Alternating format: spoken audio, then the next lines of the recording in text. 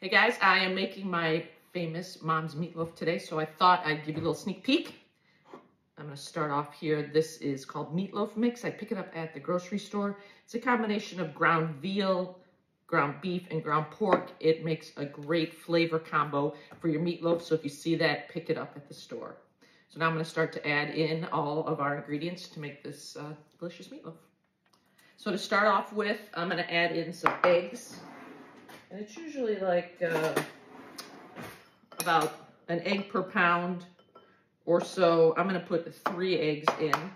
I got a little bit, like 2.5 pounds of ground meat here. So I like to beat the eggs so they mix in better, because you don't want, like, it's kind of hard to mix in the white and the yolk when you don't beat them first. So just crack those into a bowl and give them a quick beat. And then we are going to add them in with our ground beef. Whippity-doo. So just like that, then just pour these in with the ground beef. So next up, I have some of my fresh breadcrumbs. If you follow along with me, you saw how I made these out of leftover bread that I just had in the freezer. So since they're fresh, I'm going to use about 2 cups. And I've seasoned these up with a little garlic powder and some onion powder, a little salt, and a little pepper.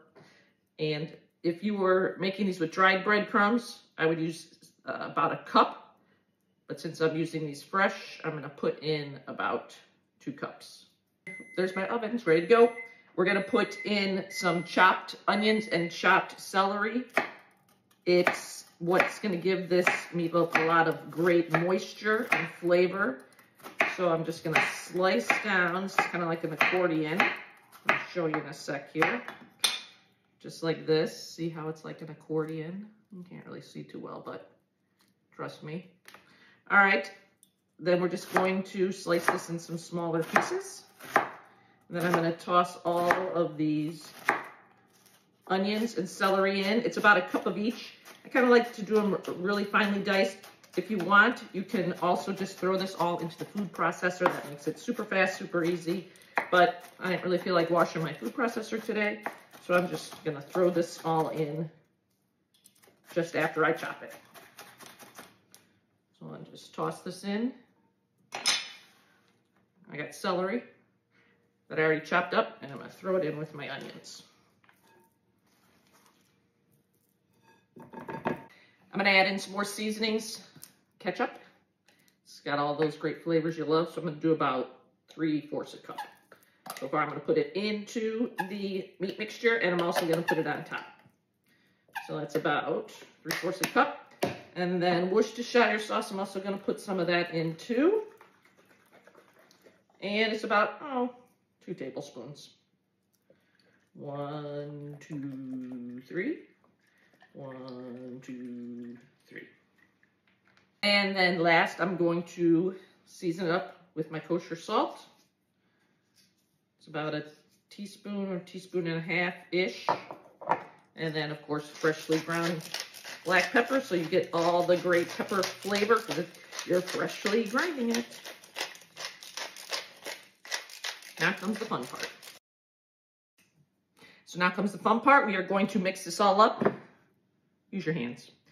Took off my rings so I don't get all gloppy. Move my bracelets up so they're kind of out of the way. So just dig in. You don't want to mash this all together.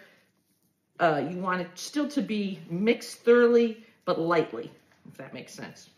You don't want it all to be packed together because then your meatloaf will be tough, and you don't want it like that. You want it's a nice tender meatloaf.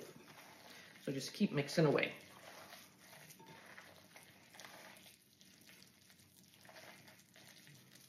Check it out.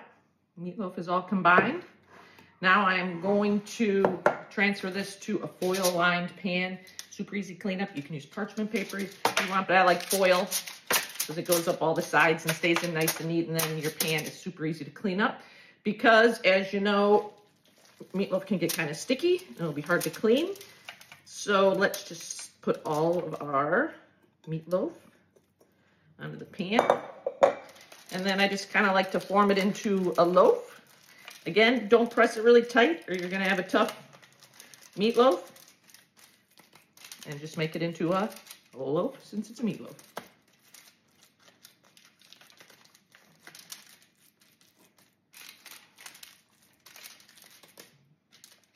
Voila. All right, one finishing touch before this goes in the oven. It's going to bake at 375 for about 50 to 60 minutes. The internal temperature will be about 165 if you use your instant read digital thermometer. So I like to top this with some ketchup, because who doesn't love a ketchup top meatloaf? So I just drizzle it all over the top. You want to grab a pastry brush and smooth it on the top. I'm just going to use my fingers. All right, so this guy is ready to go into the oven. My mom's meatloaf cooked for about an hour. Doesn't it look absolutely delicious? Now I bet you want to cut into this right away, but wait a little bit, 10 or 15 minutes so it can set up a little bit, and the pieces of your meatloaf will stay together when you slice it.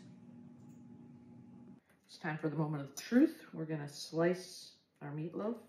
Make sure you have a sharp knife so that it can make nice, clean slices. Seems to be going great so far. I'm just going to do a few and then I'll show you the inside. A few slices. So I just cut up the end here.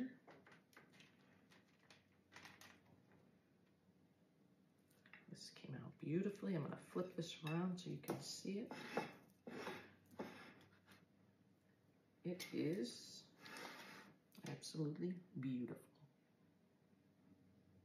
Finish off this meatloaf with a little bit of parsley, and it is ready to serve.